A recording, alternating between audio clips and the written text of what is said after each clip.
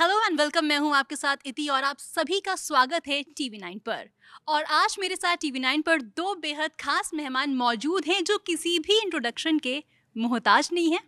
तो सबसे पहले स्वागत करते हैं पंकज त्रिपाठी सर का और श्रीजीत मुखर्जी सर का, जो जिनकी फिल्म जो है शेरदिल हाल ही में रिलीज होने वाली है। तो क्या कुछ है फिल्म, हर चीज़ के बारे में हम डिटेल में आज बातचीत करने वाले हैं।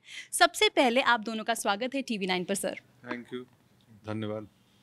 सर मुझे पता है आप दोनों ही मतलब काफ़ी देर से बैक टू बैक इंटरव्यूज़ दे रहे हैं तो काफ़ी डेड टायर्ड भी होंगे। दिल्ली आए, दिल्ली का कुछ खाया पिया आप लोगों ने? नहीं, अभी ऑर्डर किया है इन्होंने, भूख भी लगी है इन्हें। नहीं अभी तक नहीं, अभी पहुंचे हम लोग। दो तो अब पहला निवाला दिल्ली का जाएगा। क्या खाने वाले हैं सर? मैं तो कुछ सैलड वगैरह ऑर्डर दिया क्योंकि अभी रात को ये सब इंटरव्यू के बाद मैं एक्चुअली दिल्ली में जेएनयू में पढ़ चुका हूँ। मतलब मैं जेएनयू का स्टूडेंट हूँ, तो मास्टर्स किया, एमफिल भी किया, पीएचडी भी शुरू किया था। तो मैं 5-6 साल यहाँ पे था। तो अभी सब खत्म होने के बाद मैं निकलूँगा दोस्तों के साथ, जो दिल्ली में अभी दोस्त है। सो हमारे जो पुराने हॉन्ट है वहाँ सब जाएंगे और I take a food walk, जो पुराने करीम्स ये वो जो जो वहाँ पे जाके खाएंगे। तो अभी थोड़ा हल्का खाना है क्योंकि रात को बहुत ओके सर की भूख को मैं ज़्यादा नहीं बढ़ाऊंगी क्योंकि अभी ये कम से कम इंटरव्यू सेशन चलने वाला है। तो ठीक है सर, आप खाइएगा, अच्छे से खाइएगा, मैं आपको जल्दी फ्री कर दूंगी। Okay, so coming to Pankaj sir, आपके पास आती हूँ। सबसे पहले मैं फिल्म शेरदिल के बारे में बात करूँ उससे पहले मैं उस मोमेंट के बारे में बात करना चाहूँगी। आईफा अवार्ड में जो आपको स्टैंडिंग ओवेशन मिला था, उस बारे में तो बात करना बनता है। वो जो क्राउड था, वो जो चीज़ थी, मतलब क्या फील हुआ था आपको उस वक्त जब आपको स्टैंडिंग ओवेशन मिला था? अच्छा, बेहद अच्छा फील हुआ था। मैं शुक्रगुजार हूँ उन दर्शकों का जो इतना प्रेम करते हैं। ऋण पता नहीं कैसे चुकाऊंगा, कहानियाँ कह के चुकाऊंगा। तो शेरदिल उन्हीं के लिए बनी कहानी है कि एक वैसा सब्जेक्ट है जो डायरेक्ट नहीं बट इनडायरेक्ट हम सबकी ज़िंदगी से जुड़ा है। जंगल, हमें लगता है हमें जंगल से क्या लेना देना, हमारा जंगल से क्या वास्ता।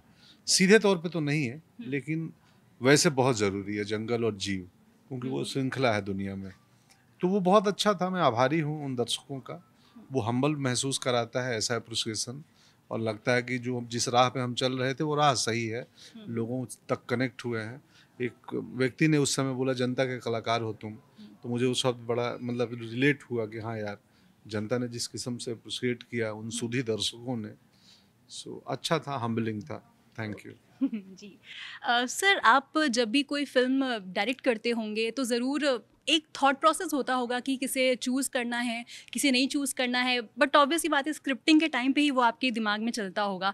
तो इस फ़िल्म के लिए पंकज सर के ही साथ एसोसिएशन क्यों? एक्चुअली स्क्रिप्टिंग के वक्त नहीं चलता है, स्क्रिप्टिंग के बाद शुरू होता है क्योंकि वो प्रोसेस एक अलग प्रोसेस है, कास्टिंग का प्रोसेस। स्क्रिप्ट लिखने के बाद हम पढ़ते हैं उनको, स्क्रिप्ट को पढ़ते हैं।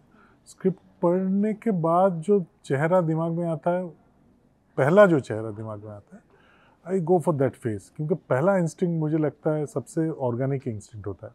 उसके बाद आप सोचते हैं कि अच्छा प्रोड्यूसर मिलेगा, कि इनके डेट्स मिलेंगे, ये मिलेंगे, वो मिलेंगे। वो सारे जो है उसके साथ आर्ट का कोई संबंध नहीं है, वो एक लॉजिस्टिक चिंता होती है।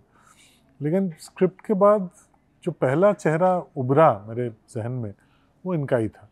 लकीली लॉजिस्टिक भी मैच हो गया, मतलब डेट्स भी मिल गए, क्योंकि ये इतने बिजी है कि अभी नेक्स्ट डेट्स 2023 में मिलेंगे इनके। तो लकीली डेट्स भी मिल गए और पहला चेहरा जिसका उभरा था वो भी मिल गया। और मुझे लगा कि गंगाराम का जो किरदार है उसमें जो इनोसेंस है, जो थोड़ा सा सनक भी है, तो इनोसेंस के साथ ये सनक का जो कॉम्बिनेशन है, ये थोड़ा सा नुआंस्ड एक चीज़ है। तो इनका जो रेंज है ना, तो आप इसको रूथलेस भी बना सकते हैं, इनको थोड़ा सा एक्सेंट्रिक भी बना सकते हैं, इसको इनोसेंट भी बना सकते हैं, नाइव भी बना सकते हैं।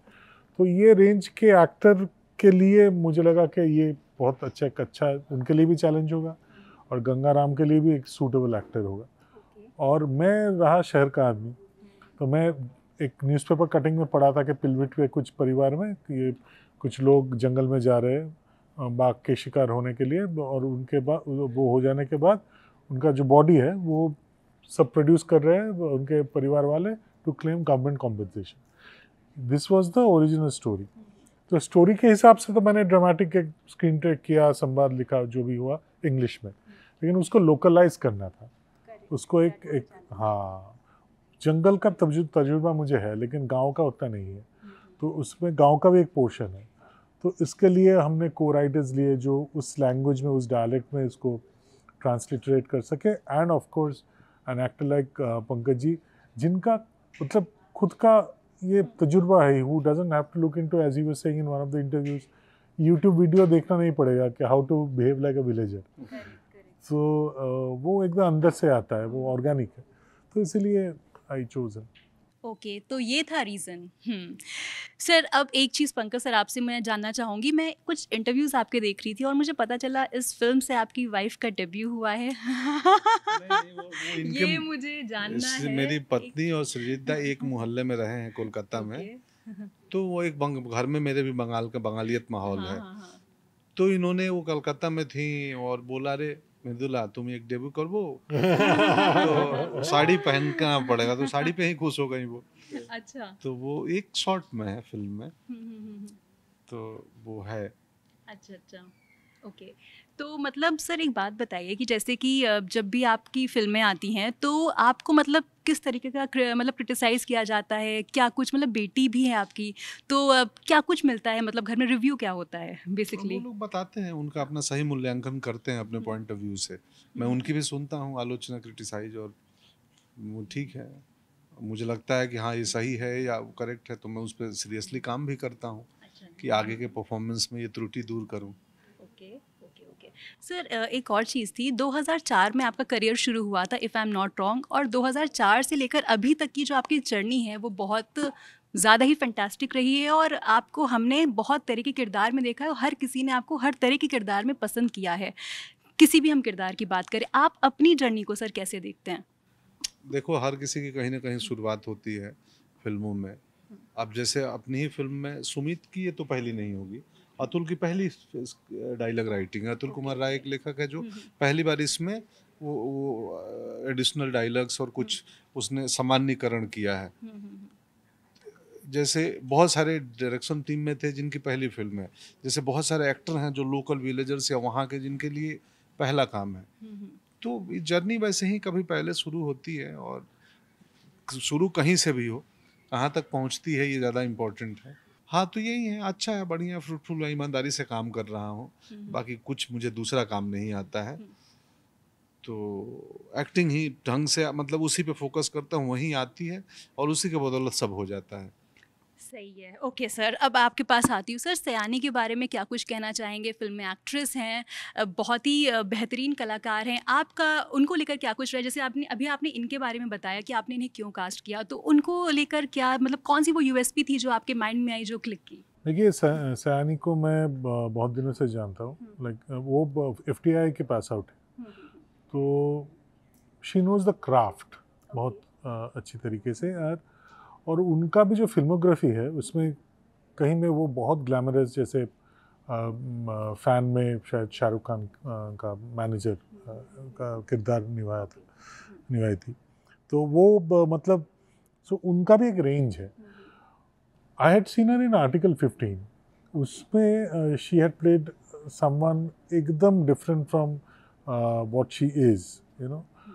तो ये भी एक चैलेंज की तरह मैंने उनको बोला कि आप ये जो रोल है, गंगाराम की बीवी का जो रोल है, ये आप करोगे, because it's absolutely someone who you are not. आपके बैकग्राउंड, आपका सोशल स्टेटस, ये सब मतलब पूरा जो बैक स्टोरी है वो अलग है सानी की खुद की, तो वही तो एक्टर की मतलब कला तो वही है। तो she took up the challenge and I am very glad that she did, because बहुत बढ़िया काम किया है सैनी के साथ, और बहुत सुंदर पंकज जी के साथ उनका जो वो अभी नहीं है, वरना नीरज और दोनों बाहर हैं मुल्क के, हिंदुस्तान के, शूटिंग कर रहे हैं, वरना यहाँ 4 कुर्सी लगती है। हाँ, ओके सर, मिर्ज़ापुर का हर किसी को इंतज़ार रहता है, नेक्स्ट सीज़न को लेकर आप क्या कुछ अगर आप रिवील करना अरे चाहें? कुछ नहीं, अभी फिलहाल शेरदिल देखें, शेरदिल पे बात करें। अभी शेरदिल आने वाली है 24 जून को नज़दीकी सिनेमा घरों में, उसको आना होगा तब आ जाएगी, बिल्कुल आएगी। मेकर्स ने भी अनाउंस कर दिया है, मतलब प्लेटफॉर्म ने, तो आएगी ही।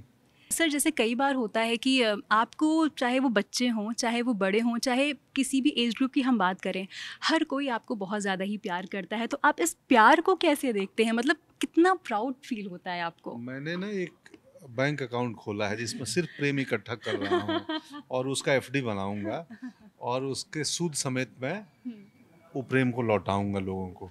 ओके।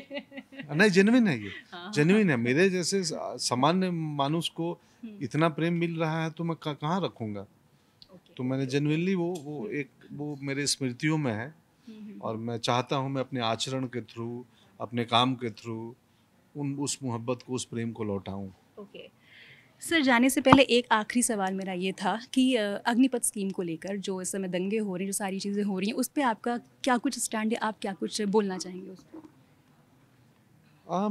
मैं बहुत ज़्यादा जानता नहीं हूँ, तो बिना जाने किसी चीज़ पे राय देनी ठीक नहीं है। पर यस, आंदोलन और प्रतिरोध लोकतंत्र का हिस्सा है और वो मैं ही नहीं, कोई भी कहेगा कि शांतिपूर्वक होना चाहिए। सो यही राय है मेरी। Okay okay. तो फिल्म जो है वो रिलीज़ होने जा रही है शेरदिल 24 जून को। ज़रूर जाइएगा थिएटर्स में देखने। क्या कुछ कहेंगे हमारे ढेर सारे व्यूअर्स और अपने फैंस से? कुछ नहीं, अब शेरदिल सिनेमा घरों में आ रही है 24 जून को और एक सुंदर कहानी है जिसको बड़ी ईमानदारी से हमने बनाने का प्रयास किया है। सो बस आप संभव हो तो जाएं, देखें। सर आप कुछ कहना चाहेंगे? मनोरंजक फिल्म है, इंटरटेनिंग फिल्म है। ट्रेलर और वाइब्स आएगा कि ऐसा जंगल जानवर की कुछ नीरस कहानी होगी, तो नीरस नहीं है। हमने अटेम्प्ट किया कि उसको जितना सटायरिकल बनाएं, ह्यूमरस बनाएं। सेम एकदम। Thank you so much sir for interacting with TV9 Bharatvarsh.